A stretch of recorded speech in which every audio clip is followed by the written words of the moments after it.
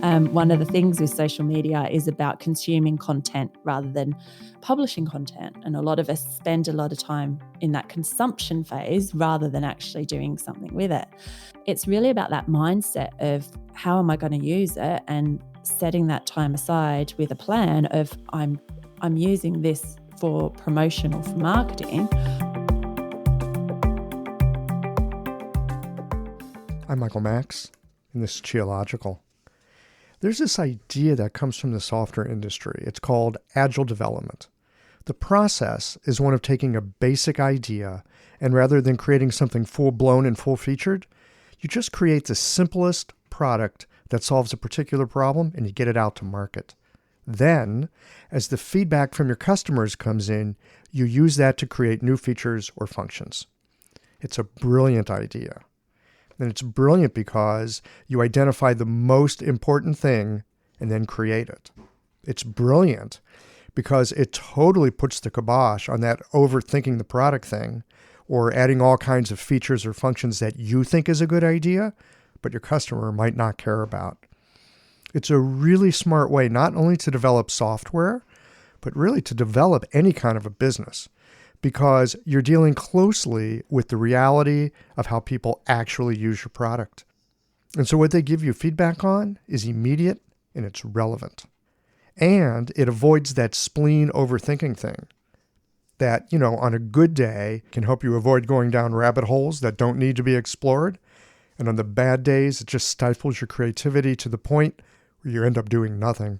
When using agile development these days in the business world, you are looking to create what is called the minimal viable product. And guess what? Starting an acupuncture practice is not unlike starting a business with a minimal viable product. We have what we need to get started, but we are far from seasoned and mature. This is not a flaw of us, well, at least if you put in the effort to study hard. And it's not necessarily a flaw of the schools, at least if they prepared you well enough to get that learner's permit that we call a license. Anyone starting out in a business, unless you purchased a franchise or inherited a family business, is starting out with an MVP or minimal viable product. It's not a bad thing. It gives you the opportunity to learn quickly, to be agile and capable of shifting your business or your services based on the realities of the marketplace and what your customers, clients, patients, those people paying you are actually looking for. And this is really important for us as practitioners. We get direct feedback on how our MVP is working for someone. But here's the thing. While this all sounds good, and learning through feedback and iteration is a reasonable way to build a business, a product, or learn medicine, what they don't tell you is that it feels like failure. And that feedback that you get, it feels like the punch in the gut of criticism, sometimes strongly worded at that. There's a knack to using the agile model of development, and part of the knack is not to take it personally. It's helpful to remind yourself that you asked for it, that you started off with a good idea, and trust that the people that you seek to serve will be generous with helping you get really good at what you're doing by telling you what they want. It helps to remember that in addition to not taking it personally, you're also fully responsible for what you create and how you respond. Remember those stories that your teachers probably told you when you were first in acupuncture school about how they were mistaken about a case, how their diagnosis and treatment, it not only didn't help, but it made things worse, and how they were able to stay present and attentive to the new information that allowed them to better understand the situation? This kind of mental and emotional fortitude is necessary to learn medicine. And the exact same skill set is required to build a business or use the agile model of development. Being responsible and not taking it personally, that might sound like a contradiction. But then Chinese medicine is full of things that on one level seem contradictory, but on another they point to a unity of complementary influences. So take a hint from those agile software developers. Get started, listen, and recognize that your ideas of what people want or need will be endlessly whittled and shaped by the reality of what's true. Feedback is essential to the process. It's a gift that we receive from others. And it helps to lean on gratitude instead of frustration in those difficult moments. In a moment, we'll be getting into a conversation on what acupuncturists need to know about technology. If tech is something that's a bit of a challenge, then you'll enjoy this conversation coming up with Stacey Chapman, who used to do high tech before she got interested in the old tech of Chinese medicine. In this conversation, you're going to find out why paying for SEO services is usually a waste of money, and how to get onto the first page of Google where it counts. That would be in your local community. Okay, folks, let's get into today's Techie Talk on tech. These conversations come to you through the generous support of our sponsors and members. All the sponsors here provide helpful products or services that you'll find beneficial in your clinical work. Want to get better at treating concussions and other neurological conditions? Clayton Shoe has some innovative methods. Blue Poppy, your new one-stop shop, has speedy shipping options on everything that you need for your clinic.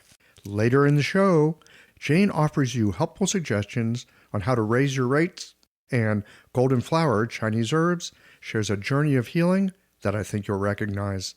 Do be sure to visit the sponsors page on the Qiological website to take advantage of all the special offers our terrific sponsors have for listeners of the podcast. Picture this.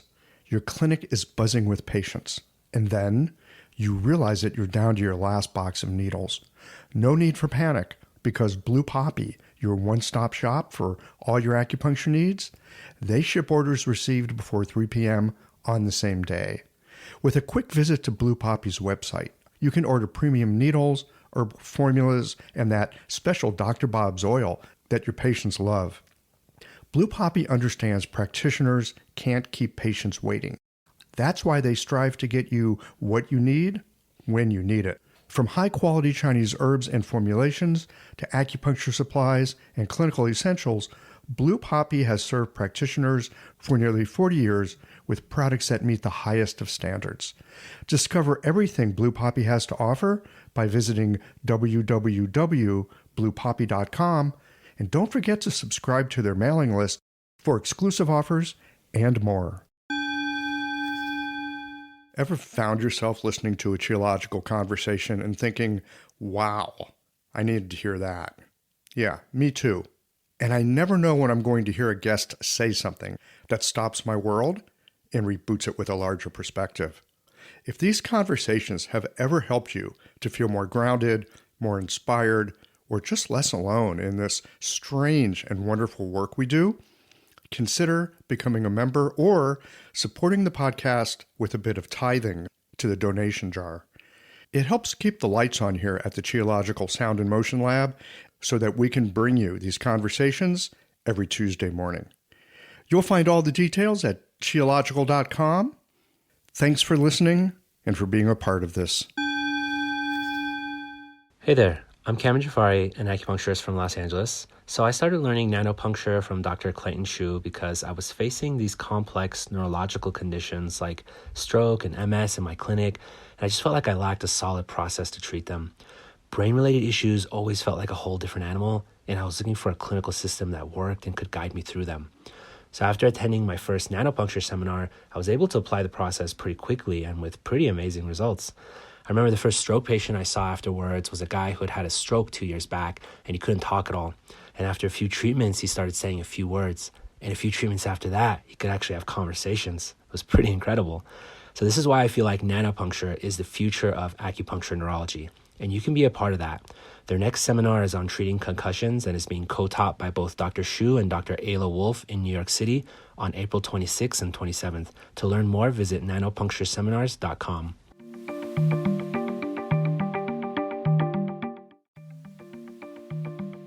Stacey Chapman, welcome to Qiological. Thanks, Michael. It's great to be here. I am so happy to have you here. And all y'all, you wonder why I'm so happy about it? Because, of course, we're going to talk Chinese medicine, but more, and a funny, near and dear to my heart, we're going to get to talk some tech today. We're talking tech, we're talking websites, we're talking social media, and we're talking Chinese medicine all in one. How often do you find a tech person who also knows Chinese medicine? I got one today. That's Stacey. So this is going to be super fun. Stacey, I am curious to know, first of all, I'm always curious to know, how people found their way into Chinese medicine, but in particular, you, Chinese medicine and tech. How the heck did that happen? So I am from Australia originally and now live in London and have been here since 2001. And I worked in IT, and it was just that thing that right through from the start of high school and through university, I just got technology. It came natural to me. I came over to the UK to travel and to work for a couple of years, but that was many years ago now. Um, I worked in the corporate environment in IT, which, was fine, but through my own health issues, got to a point where I needed to look at what was going on with my health, what was happening, didn't want to go down the Western medical route. So looked at alternative or complementary therapies with nutrition and acupuncture, which really helped me. And then brought home that decision that I needed to do something different with my life, that working in that environment wasn't right for me overall. So went and retrained as an acupuncturist. I know someone who has a very similar story. Mm. Yeah, that would be me. I'm curious to know, what aspect of tech were you doing? Were you like, did you code computers? Were you working in project? I mean, when we say tech, often people think, oh yeah, some geeky person, they can get in there with a keyboard and they can figure all kinds of stuff out. But there's a lot of other ways of working in the tech world, not doing that. What were you doing in that world? I originally started actually doing training. So when I very first graduated out of university, I was teaching. So that was back in the days when PCs were just coming into organizations. So I was teaching how to use a PC, Word and Excel, and a range of different things from there. And one of the software packages that we taught was an email system called Lotus Notes at the time. Oh my And God, you've been at this forever. I've been at it for that Lotus long. Notes. Oh Yeah. my God. Okay. So then I moved out of the teaching. I needed to get some real world experience. So went off to do that. And then, so I was working in the email systems. So working in the corporate environment as an email administrator, which included a little bit of coding, but I wasn't a coder as such. And by the time I came over to the UK, a lot of my work was more along that project management, and I had a global coordination role. So I was working with the different teams across the globe, in Germany, the States, and Asia Pacific, and making sure everybody spoke nicely to each other so that we didn't have problems across the systems overall. So it sounds to me like there's this thread in the tech work you've done where you're working with technology, but more than that, you're having to communicate very clearly with people and help them through some kind of problem that they're facing. You're using tech to help them, but you're solving problems. Yeah. Yep. And I think that's one of the things that for me is what I really enjoy, and where I now, coming back to what I do now, is I help other small businesses with their websites and their online presence. So alongside my acupuncture practice, I do that. So I like that combination of that helping people and the people side of technology, not the in a damp basement coding without seeing other people all day. No sunlight, please. No sunlight. Right. Yeah. Great. Okay, cool. So let's dive into some of this. I want to start with websites.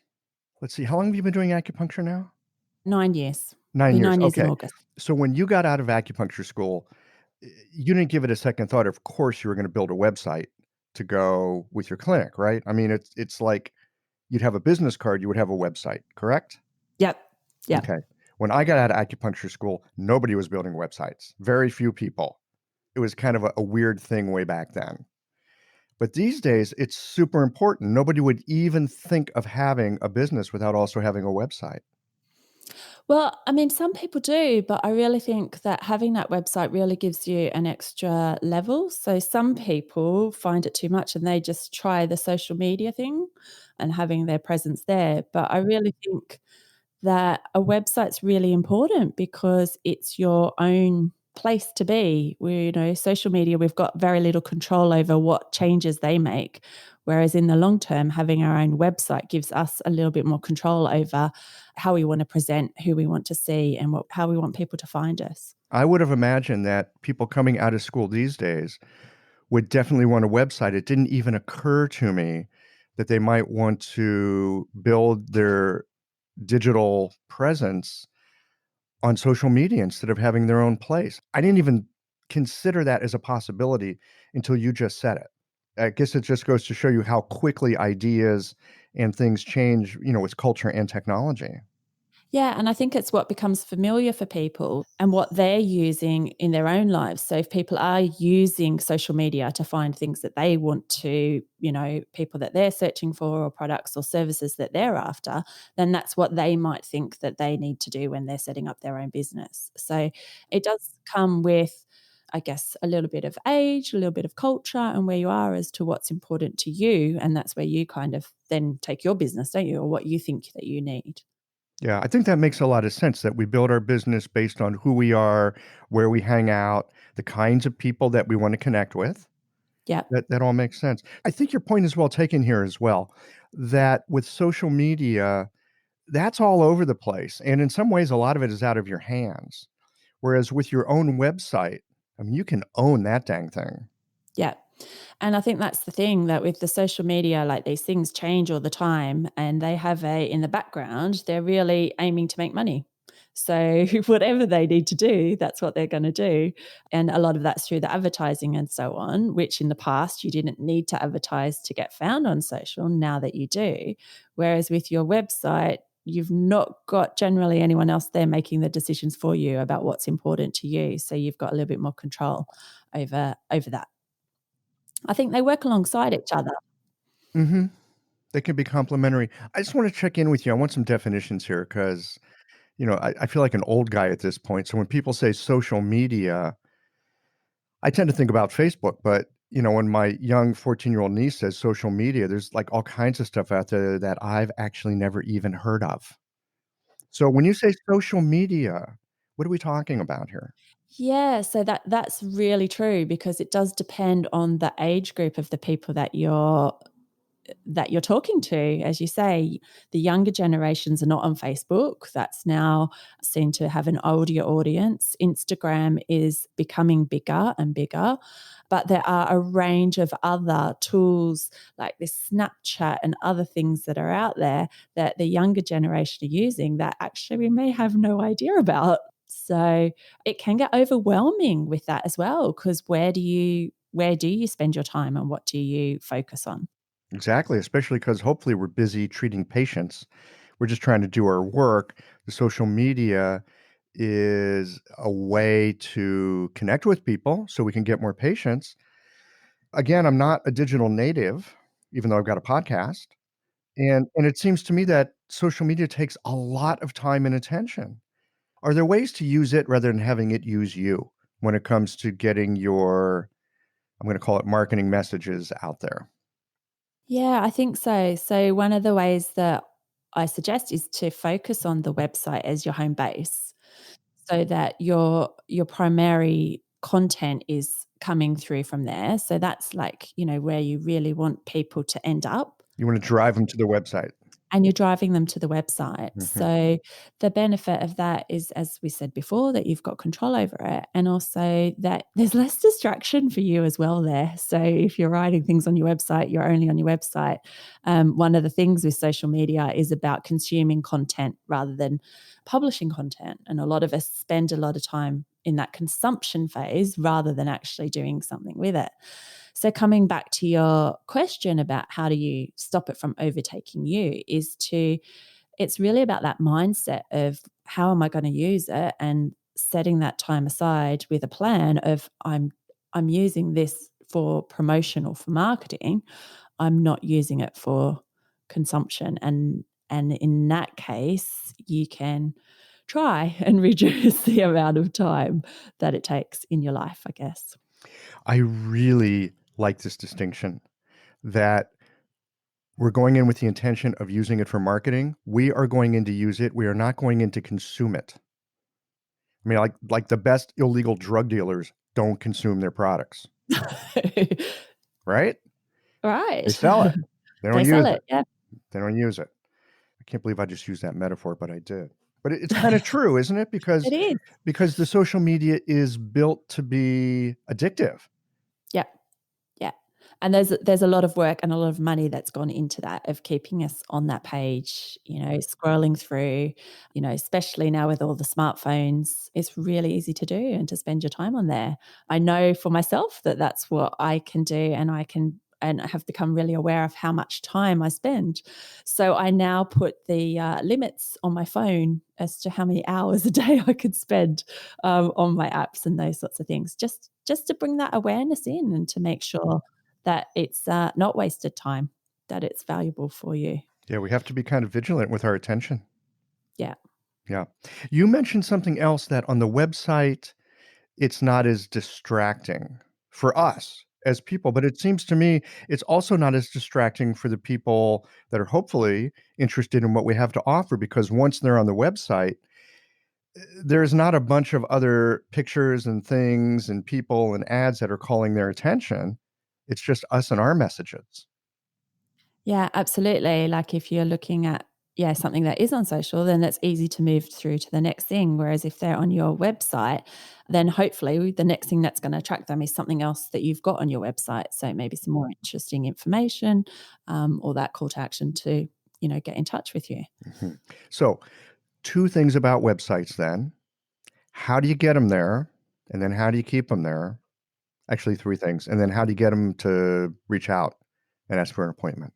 So getting them there, I guess we've got a couple of different things. It's in your offline marketing is one of the first places to go. So when you're talking to people, if you still have business cards or networking or just out at a party and talking to other people, being able to direct them to your website, that's, one of the in-person things that takes away the technology that anybody can do. Another way of getting people to your website is through being found on Google. So, what we know as SEO, or search engine optimization. So, which is a whole host of things, but essentially it's just making sure that things are set up in a way that we have the best chances of being found when people are searching for the information about acupuncture, usually locally and usually or often about specific conditions, which gets a bit tricky in some places. And then the other way of getting people to your website is then coming back to social. And if people are on social and searching for things there, then pointing them back to your website as that homepage, that landing page, your home. You just used the phrase searching on social. Again, I'm showing my fossilness, as my wife calls it. Searching on social? How would you search on social for something that you're looking for? The idea hasn't even occurred to me until I just heard you say it. So there's a couple of ways there. So if we look at things like, well, let's start with Facebook as an example. I know that locally near me here, there's a lot of groups on Facebook for local people, local businesses, local mums. And so people will go into these groups and say, do you have a recommendation for an acupuncturist in the local area? Or I've got sciatica, who would you recommend? So that's then using that social aspects, and often in local groups, which is one area, or some people will ask their friends. So if they're on social, that's how they communicate with people, and asking for people there. And then as you branch out to some of the other social areas, that they are in themselves a search engine. So outside of Google, things like YouTube, which is for your videos, is a huge search engine. So sometimes people are searching on there for, another example there might be acupressure points for headaches. So they might search on YouTube for that because it's a more practical thing. Or gua sha or cupping Yeah. or yeah, okay. Yeah, and some of these other things that we've got there. So it could be about speaking to other people, so that social connection. And then instead of where in the past we may have done that in real life and actually talked to our neighbour next door and said, oh, actually, do you know anybody locally who does this? Often that's moved online and through the social platforms. This episode is brought to you by Jane, the clinic management software that I use to keep my practice running smoothly. So, let's talk about something that can be a little bit uncomfortable, raising your fees. I know, this is something that might feel awkward, but it doesn't have to. With a bit of planning and care, you can handle it in a way that feels right for you and your patients. One tip, give yourself at least 2 months to prepare. This gives you time to get comfortable with the change and let your patients know what's happening. You can share the news through emails, booking reminders, or even just a friendly little sign in your clinic, and avoid over-apologizing. Instead, keep it straightforward and matter of fact. Keeping things consistent across the ways that you communicate can really help avoid confusion. Fee increases aren't always easy, but you're not on your own here. For more tips and ideas on how to communicate these changes with confidence, check out frontdesk.jane.app and look for the article, How to Tell Your Clients You're Raising Your Fees. Oh, and one last thing, if you're ready to give Jane a try, use the code CHIALOGICAL for a 1-month grace period on your new Jane account. So would you recommend hanging out in these groups? How do you get people to talk about you in these contexts? Is it by you being there, or are there other ways that you're connecting? How do you make that stuff work? It's interesting because, again, this can be one of those things that can take quite a lot of time, and different groups will have different rules around what you can and can't do. But one of the things to do is, I mean, I work out in the suburbs of London, so people aren't traveling across the city to get here. And I think that's quite often the case for acupuncturists, that you're working with your local community. So what I would suggest is finding the things that are of interest to you outside of business and groups that might be local, connecting into that. So what else is important for you, and how do you then connect with the other people in there? So that by chance you might be answering questions about the local tennis club, and then another question comes up about acupuncture, so that you're already in there connecting with other people. They recognize you and know that you're around, and hopefully then reach out to find out more from you. Well, if they already have a relationship with you and they know you and there's some degree of trust built up, then what you'd have to say about acupuncture would carry more weight than a ad in Google over on the side. Yeah, so it's about using those social platforms as a social thing. So what else is, but again, it's finding what else is already of interest to you. So you want to make it something that you're going to enjoy doing as well, rather than, and not just popping in every day and posting, hey, book some acupuncture with me, but making and building those connections. Yeah, without the connection, that would look super bad, wouldn't it? Oh, there's that guy with his acupuncture billboard again. Yeah. Yeah, Yeah. that's no That good. same sort of thing. Right. So, and then the other thing for these local groups is your patients. So, getting your patients on board, because they will likely be in these local groups if they're on social media, and getting them to go, well, if ever you see somebody asking about acupuncture, I'd love it if you could put in a word for me. And that comes back to some of the things that we need to do generally with our patients about education, of not only what they're coming to see us for, but what else we can treat. So, building up that rapport with your existing clients so that they're out there spreading the word for you, which may be in person, but it may also be on social. Yeah. Well, I've noticed too that there are a handful of patients that I've had over the years, and that small handful is probably responsible for more word of mouth referrals than all the others put together. Yeah. And it's interesting because often I also find, so you'll have some people who just automatically refer you, and others that will say, oh, is it okay if I pass your number on to so-and-so because they'd like some acupuncture? And it's really interesting because it's like, yeah, of course, please. But so it's coming back, and, that's reminded me, and when people have done that, of making sure that they know, yes, please pass the details on. This is how I can help. Yeah, we So, would certainly just make that assumption. Oh, of course, please do help me build my business. Yep. How could you not think of that? But you're right. People don't think about that. No. No, Yeah. and they're like, "Oh, I'm not sure if I should. Is that okay?" Yeah. So it can be interesting. So, yeah, as it's appropriate of, well, look, if you ever see something that, is asking about acupuncture, oh, please feel free to share the details, This is the sort of people, that I can help and how I can help. Right. And our patients So don't always know all the things that we can help with. They come in for what's going on with them, and they may not know that, yeah, in addition to that knee, we can help with someone's digestion. yeah, yeah. I want to get a little bit into the reach. You mentioned working with local groups, and that makes so much sense to me because an acupuncture business is a hyper local business. And it seems to me that we wanna be easily found locally, but actually, if we could not be found in a larger way, unless we have a business where we've got an online aspect of it, but if we do not have an online aspect, being found in California when you live in Missouri is actually not helpful. No. So how do you work on building that local clientele? How can we use this technology to sort of screen in local people and screen out people from further away?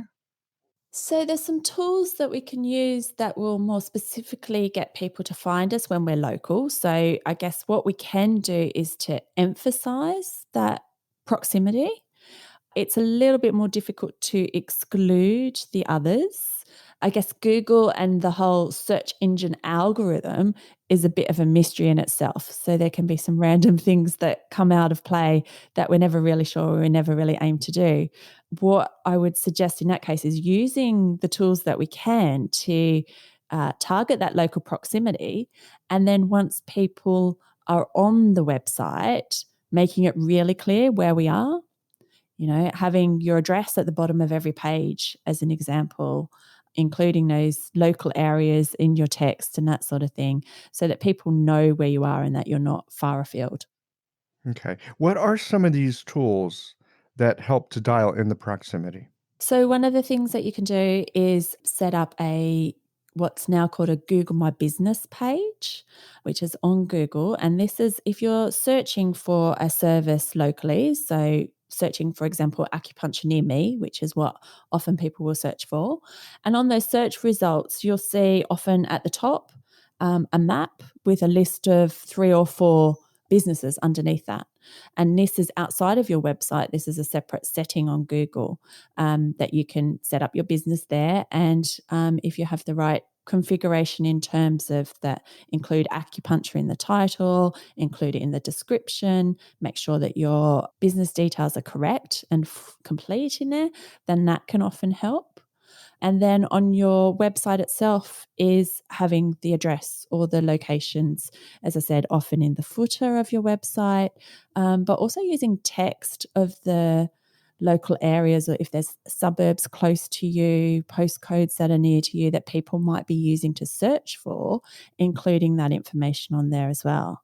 One of the examples that I often do is on a location page, have a map of where people are, but also have directions. If you're coming from outer, this is how you would get to me. If you're coming from this suburb, this is how you'd get to me. So it's also got that extra information, which is helpful for people, but you're including those words in there for Google to pick up on the back end and recognize that's where you are. That is brilliant. It is super helpful for the patients, or if you're coming from name of close by community, right? Or if you're coming from name of other close by community, they're looking at it and going, "Oh, that nice acupuncturist, they're making this easy." And Google's looking at it and going, "Oh, well, yeah, you wanna put this in, you wanna put that in, put all these names in." That's what Google's looking at.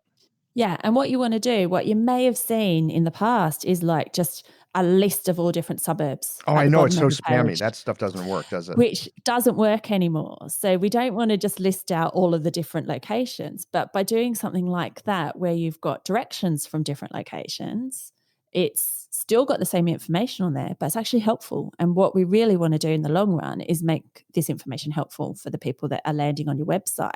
Because coming back to one of your other things that you said earlier is how do we get people to stay? It on our website, is making that information relevant. So if you've got clear location, then they're going to see that it's relevant to them. And that's one of the things that's important, is that relevancy without just a whole list of suburbs or locations spammed into the bottom of the page.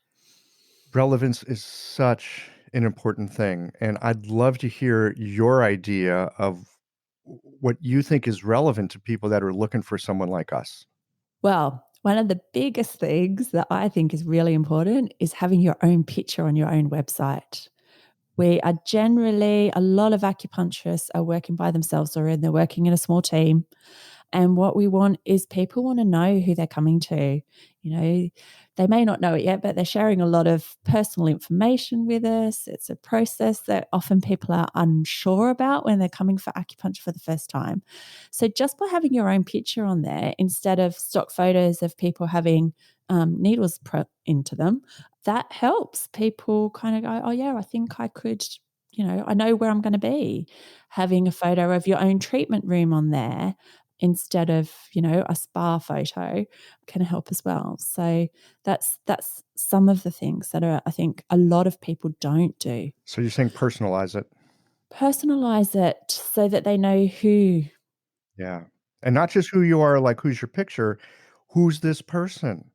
What's the sense of this person? So let me ask you, when you look at stock photography on a website, what's the first thing that comes to your mind? What's the first feeling that comes up for you? Stock photography.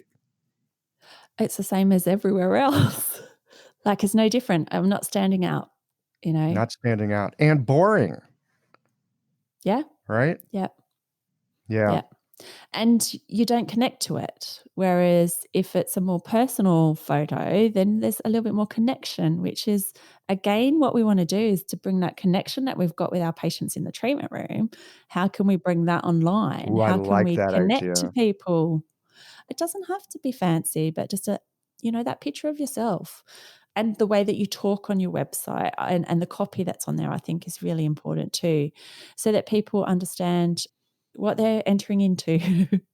Talk to me more about the copy, the importance of that.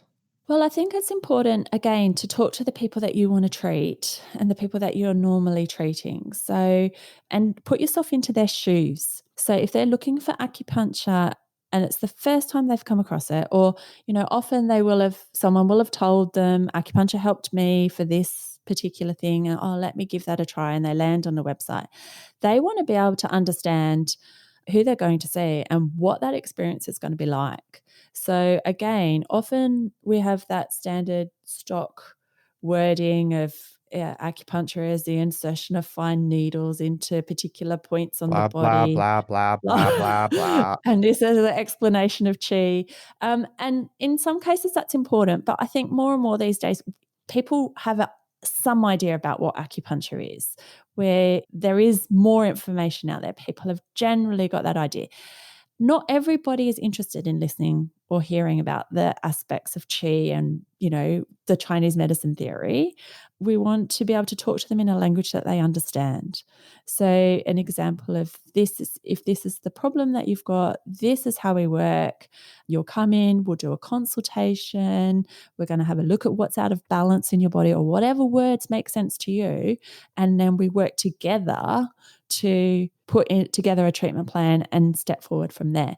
Without that sense of the wording of qi and the organs and how we're flowing balance, often that puts people off. Not everybody, but sometimes people are just, I don't understand. You can always choose the people that you talk to again once they're there, or have that information on the website for people, but just not on the homepage, not on that place that they're landing and finding you. What are the 3 most important things to have on that landing page? Information about you, a little bit about the person and how you can understand them. So something that you can say about, you might be in pain or you're looking for this particular thing. And then how do they find you? What's the next steps? How do we direct them to make that next step? And it might be through having your phone number available, your email address available, a booking system available, whatever that might be. What's that next step that they need to take? And often it's a good thing is to, here's a free call. everyone's happy to, again, that thing of, oh, is it okay if I call you? Yes, of course. We want to speak to people, or most of us want to speak to people before we get them in the door so that we can talk to them and let them know a little bit more about how we can help. Yeah. That call to action, I think a lot of people have trouble with. We haven't even met people and we're making an ask. We want them to do something. Ideally, call us and come in. Have you got some thoughts for us on making a call to action that's effective and doesn't feel slimy? I think we just need to make it easy for people to take that next step. And perhaps sometimes, like, we do want to have one call to action, but perhaps it's also giving a couple of options, because some people are happy to pick up the phone and give you a call. Other people, and I'm finding more and more these days, would prefer to send you a text message or send you an email instead. So yes, we want to, it's a bit of a tricky one, because it's that balance of, yes, we want them to do this, but we need to give them a choice, because I see less phone calls coming through generally, but people will text and say, oh, I've seen your number online. So it's about just making that checking and seeing what's available. What I would also do is to try these things out. And this is where it comes from, our website being something that we have access to manage and change, is we'll try give me a call for 2 months and see what happens, and then change that wording on a button or the text that you've got on your page to send me an email for 2 months and see what happens, and being able to see what impact that has for people. So it's difficult, because I think it's then coming back to the people that you're seeing and what are they more likely to do. And as I said, for me personally, in the past, people were picking up the phone and calling. Now, less of that. They'll text me, or I have an online booking system. So often people will book in either for a free call that I have through there, or that first appointment sometimes as well. I have found that I can tell when my marketing is really working well, and that is when they're not picking up the phone, they're not sending me a text, they're just booking an appointment. Yeah. And that's when you've done the right things, that they land on that page, oh yeah, this is the sort of person I want to see. Yep, I'm confident. Yeah, they just That, book it right yeah, in. to take that next step. Mm-hmm. Yeah. And by having that more personalized aspect to your website, then they're more likely to do that as well. I hadn't thought about that, but that would make a lot of sense. If you're landing on one of those, I'm going to call it a corporate, just a corporate. It doesn't have any kind of personal feel. I can see why people would first want to call, get a sense of who is it that I'm going to be talking to. If you can give that to them before you've met them, if they can meet you before you've met them, I think that really helps open up some doors, doesn't it? Yeah, I think it does. Mm-hmm. Mm-hmm. This brings me back to SEO. Mm-hmm. All right. I've heard a lot of people over time say, oh yeah, I had my website SEO'd. I'm good to go now. Oh, how come I'm not showing up in Google? Yeah. And it can cost you a lot of money for someone to SEO your website as well. And still be super ineffective, right? Yeah, and Right. still be super ineffective. Yep. You know what? There's no simple answer for SEO. It's a combination of things that come up. And I think it's working through not being scared of it is one thing. And there's lots of little things that we can do for ourselves, just as we're writing, thinking about these things that we've already talked about what information is on our websites. So it's not a one-off, I've had my website SEO'd. I think you can have like an audit or an evaluation to see what's right and what's wrong. And there's some technical things that need to be set up properly that we want to check on. But a lot of the stuff and what Google's moving more towards is having more content that's relevant and informative and that people are interested in reading.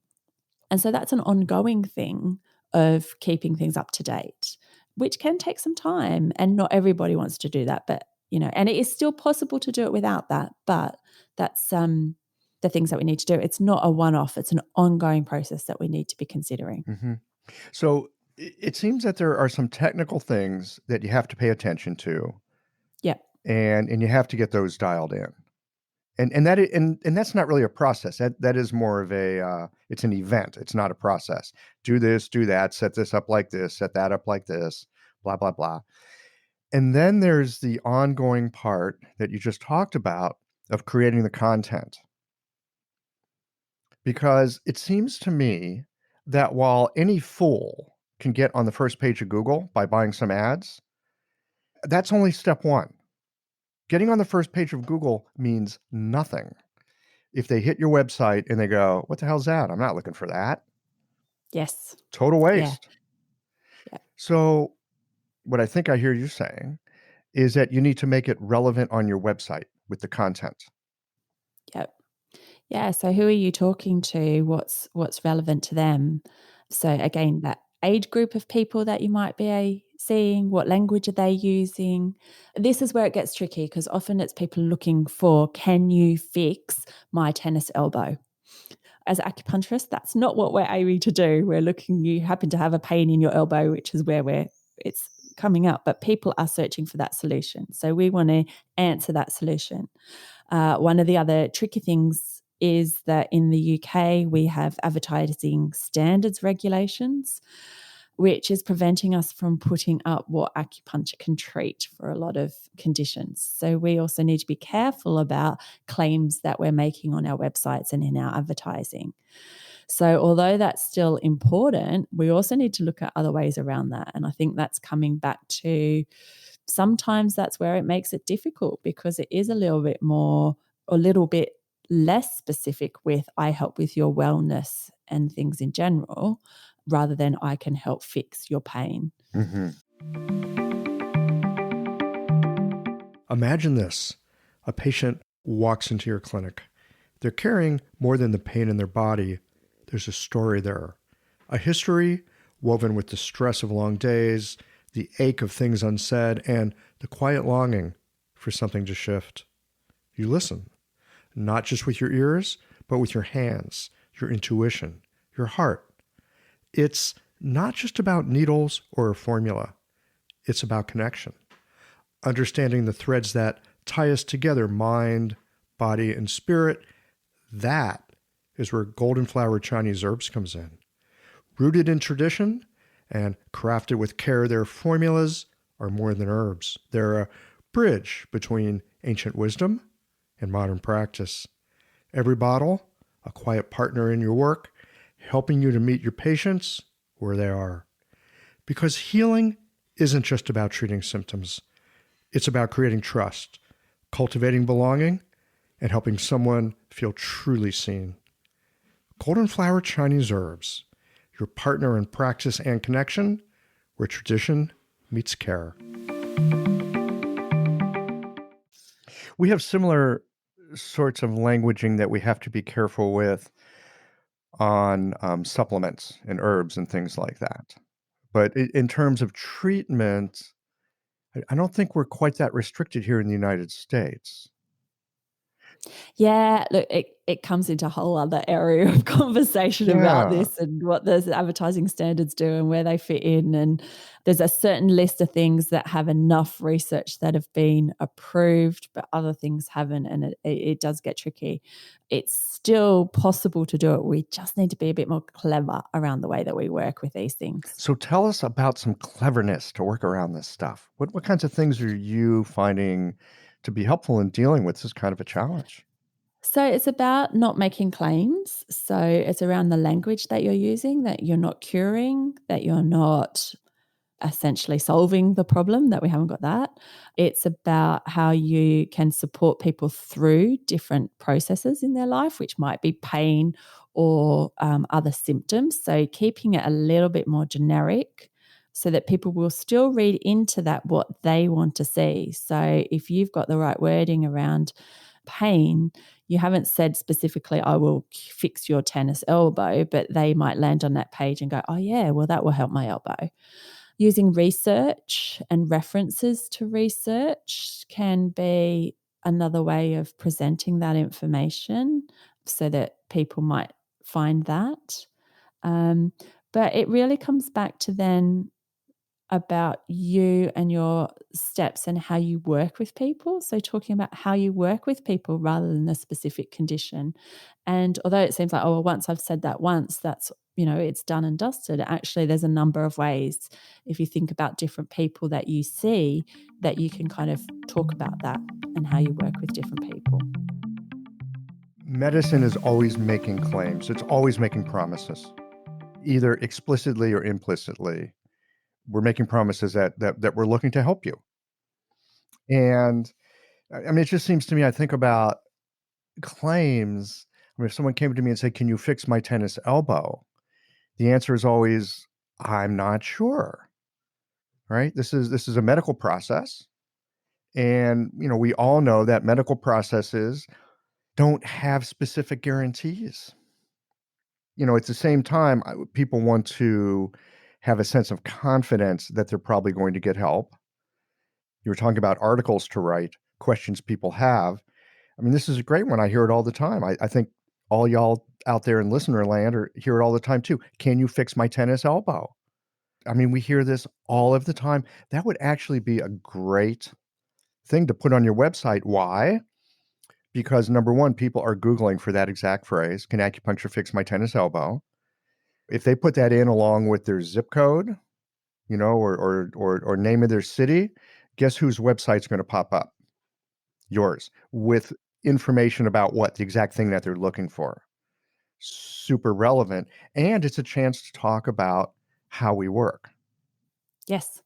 And, it's that education of people of how we work, that it is different to some of the other systems of medicine.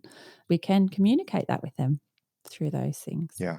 And again, it started establishing some kind of sense of rapport. If I've got something and I know that it's been troublesome for me and I'm looking for help with it, I'm probably going to be a little leery of the person who says, 100%, we got that handled. No problem. We got that handled. And I'm thinking if it was that easy, I probably would have it handled myself. Right. So, being able to exude confidence and at the same time recognize the uncertainty that we're all dealing with. That's a tricky road to walk down. It is. It is, and it takes time. So one of the things that's helpful to think about is that this is not a one-off thing, as we talked about, just, my site's been SEO'd, but it's an ongoing thing. And get the ideas from your existing patients of what are the questions that they're asking. Wait a minute, hang on a second. I just want to stop for just a second because this is brilliant and I hadn't thought about it. Where to get ideas about what to write about or talk about, listen to your patients.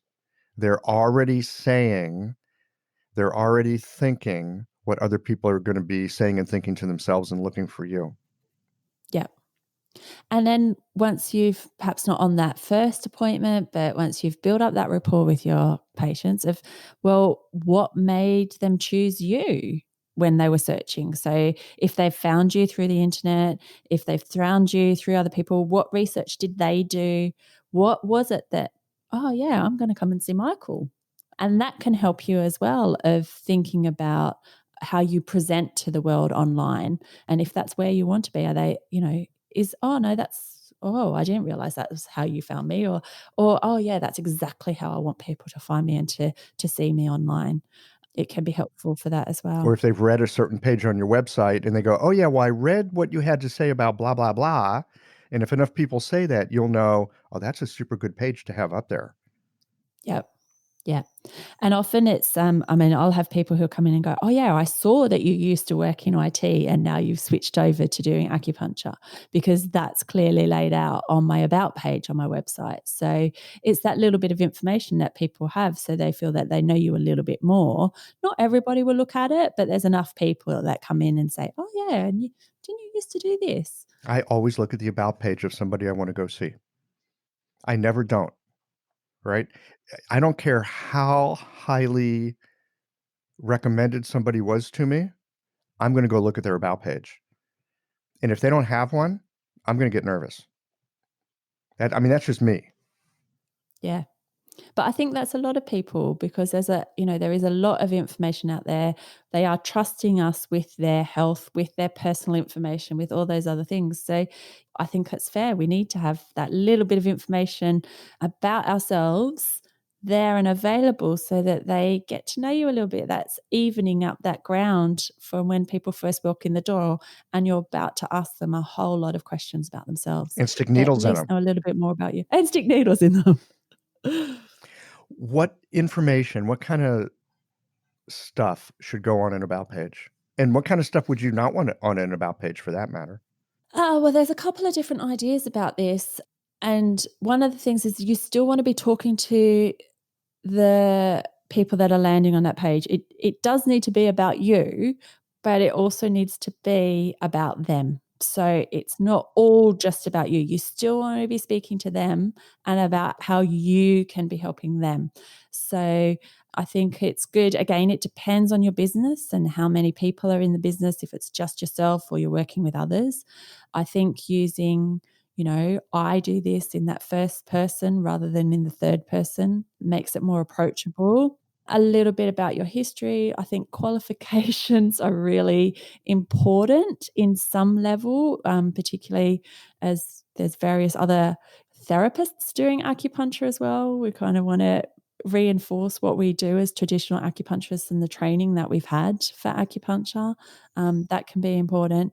And just that snippet of information that's personal so that they feel like they're getting to know you without giving away too much information. Like, it doesn't need to be all about us. We don't need our life story, but just enough so you feel, oh yeah, I can connect with this person. They might understand me. So to say that I've worked in the city in London and worked in a busy job for X number of years and then was unwell, actually, I then get a lot of my patients are working in the city and commuting back and forth every day. So it's just that connection that I have with them. If you're a sports player, talking about your sporting activities, because that might be the patients that you're connecting. So just that little bit of personal information that gives them there. And sometimes what's helpful is to include that first person text, a little bit about the people that you want to help, a little bit about yourself, your qualifications. And then if you need to, putting in a more official bio at the bottom. Stacey studied this at this university and da-da-da-da-da. So that you've got it in that third person should you need that for any other purposes. That can be another way of having it a little bit more official there. I really love what you said just a moment ago, that the about page is not about you, it's for them. Yeah, The about page is absolutely. for the person who's seeking you out. That is brilliant. And I never thought about it that way. But when you say it, I go, oh, all right. I need to go back and look at my about page and maybe tighten it up a bit with that idea in mind. I think that would be super helpful because it's not about me. It is It's about about them. them. And they want to know enough about me so that they are going to feel comfortable. Exactly as you said before, that you check every about page if you're going to visit someone, and that's about you. You want to know about that person. So what you're reading on there, you need to connect with. So it is you as the potential client that you need to think about. I did a thing on my website. I can't remember. It was some years ago because I used to have it written in the third person, Michael Max, graduate, blah, blah, blah. I remember reading it one day just going, nobody cares about that. I did a little exercise for myself. I sat down and I gave myself permission to write about me, just like write who the hell Michael Max is, right? It's like, who is this guy, right? And I just like wrote it out, never planning to put it up on the website, all right? It's just, if I was being dead honest with people, who is this cat? What would that sound like? And I sat down and I wrote it and I let it sit for a few days and I looked at it a few days later and I used 80% of it. I just completely transformed it from that, third person, you get 2 sentences in and all you know is that you don't know anything and you're not going to find out anything that's really relevant. Who cares where they went to school? Who cares that you got 6, degrees, blah, blah, blah. They want to know who you are as a person. Yeah. Yeah. And that's important. So it's that balance between that personal, that stuff about them, but still also those little bit of things to know that you're trustworthy with, your professional accreditations and those sorts of things are Sure. helpful Of to have course you on want there to as have well. those. But that's not what the text needs to include. That can be logos and a little bullet There you list. go. That doesn't need to be your full list of this is what I've done, this is who I am. I want to talk for a moment about websites some more. We're talking about localized. You were just talking about on the about page, if you're into sports, let people know about how you're into sports. If you have some kind of other expertise, let people know about that. A lot of people, I think, especially when we're beginning, we think we need to make the website approachable and interesting to everybody. And I think that's a big, big mistake, because when you try to be interesting to everybody, you do end up with that like corporate speak where people get done reading a paragraph and go, what the hell did he just say? Right? It's just so boring. I think one of the beauties of our websites is that if we show up as who we are, the people that resonate with that are going to go, I'm sending this gal a text, right? Or I'm calling for an appointment. This person is me. I can talk to this person. Likewise, the people that are not going to be a good fit, guess what they're going to do?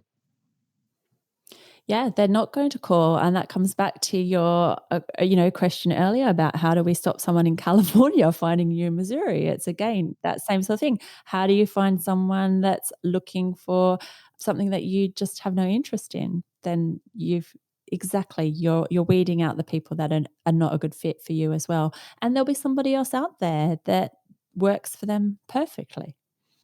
And I found over time, when I've tried to work with people that were not really a good fit, it usually doesn't work well. They've wasted their time and money, and we've wasted our time that we could have been helping somebody that we had a better fit with. So I love the idea of using my website not just to screen people in, but also to filter people out. I want them to read my bio, and if they go, "What is with this guy?" I really want them to go to the next Yeah. item on their And they'll go list. along to the next That's one, right. and then they'll be like, "Oh, yeah, no, that suits me better anyway. That's fine," because there is enough for everybody to go around. Absolutely. Even in a crowded market, I think there is. It might take a little more. It does take a little more time. But good golly, starting an acupuncture practice isn't supposed to be easy, right? Oh, no. I Yeah. mean, whoever said it was? Well, yeah, I don't know easy has ever been the word for it, has it? I would say anything worth doing is generally not easy in the beginning. No, no. I think the biggest thing is that it does take time and that we need to recognize that. But that's also a good thing in a way because it allows us to gain our own confidence and to build up our own skills. So, when you first graduate from college, university, acupuncture school, yeah, we're keen and ready to go, but actually we still have a lot to learn. And so that it does take time does help to allow us to build up the skills that we need as well. If we can grow at an organic rate in our sense of confidence and in our ability to help people so that we're not trying to work above our pay grade, so to speak, then yeah, we can naturally evolve into a more accomplished practitioner. It does take time. It's like watching a fruit tree. Don't expect fruit from that thing in the first few years. That doesn't make sense. Do expect fruit from it after a few years, though. Yes. Yeah, absolutely. But it takes time. I've got just a few other questions for you, but more on the technical side. Sure. I'm kind of a tech guy, but oh my God, there's so much tech out there these days. Even I can't keep up. Are there any technical resources that you'd recommend for acupuncturists that they might want to incorporate? I mean, we know we want a website, and there's probably some kind of social media presence that we want. Choose one of the many. Are there any technical tools or processes that you would suggest to us that would be helpful in managing all this crazy, wild, interwoven digital world? So there's a lot of tools out there. So it's about what do we need? So some of the stuff that is helpful when we're looking at how is this working for us? So is about measuring this effort that we're putting out as well. What's always helpful is to have some analytics set up on your website so that we can keep an idea of where people are coming from. There's a free tool from Google called Google Analytics and a second tool that kind of interlinks with that called Google Search Console. And these involve like a small piece of code that's put in the back end of your website, and it tracks information about people that are visiting your website. So what this helps us to do is to, once we've updated that, perhaps you've gone in and you changed your about page so it reflects the customers that you want a little bit more, we can see, how do we measure that? How do we find out if people are finding us? How do we know what people are finding us for? Are people coming locally? Are they all coming from the other side of the world, which is no help to us? And these tools are really helpful to be able to see that information. So it could give you an idea of the number of people that are coming, where they're coming from, what search terms they've used to find your website. That's super helpful. So I've got a really interesting example for my own website is I did a series of blog posts last year. I would love to say I do it all the time, but I come and go in phases, and put some recipes up. So looking at my analytics now, one of my most popular pages is for a lemon garlic shot recipe. And I have people all over the world who found my website for this lemon garlic shot recipe. So it's, I wouldn't have known that without having that analytics on there. So that has two things. So one is, I'm getting some traffic to my website, but actually looking at it, it's actually not that helpful, because they are coming from all over the world, not that local area that we've talked about before. They also tend to land on that page and then jump straight off and don't stay on the website. So I wouldn't have known any of this information without having that analytics information in the background to go, that's what's going on. So yeah, that's on my list to kind of look at, can I take advantage of it, or do I need to actually take it off because it's not helping in a different way? Yeah, it's your big performer, So, but it's actually useless. yeah. Yeah.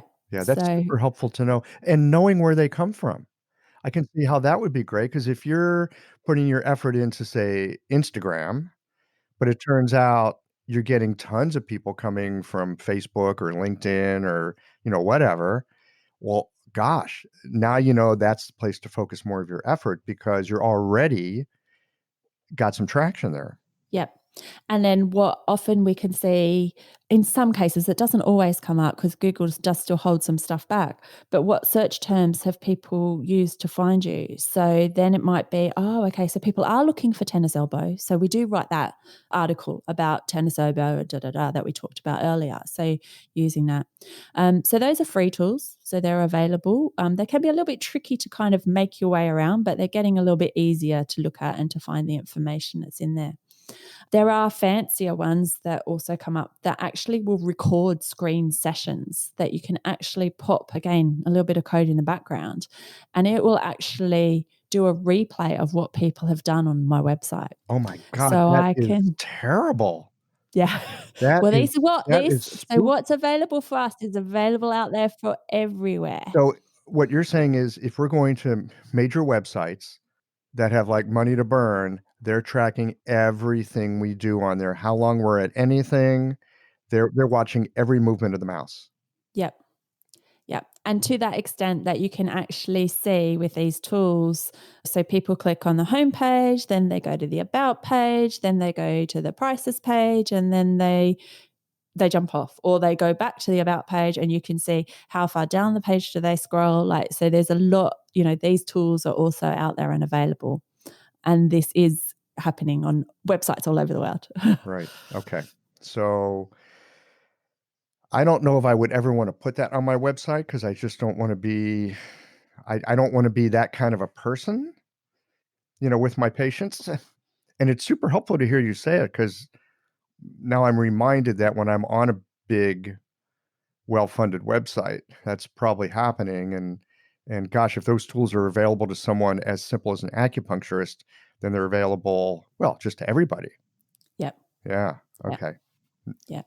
Well, I used to think technology was evil, and now I'm starting to think it's evil again after hearing that.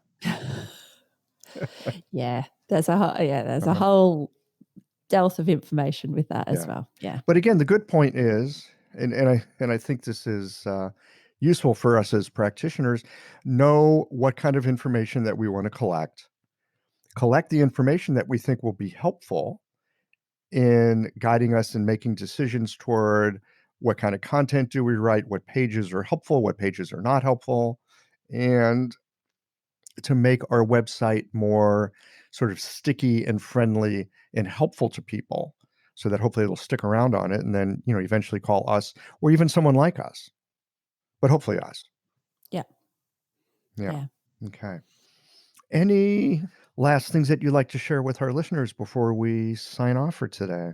No, I think we've covered a lot. I hope that it's been helpful. Yeah.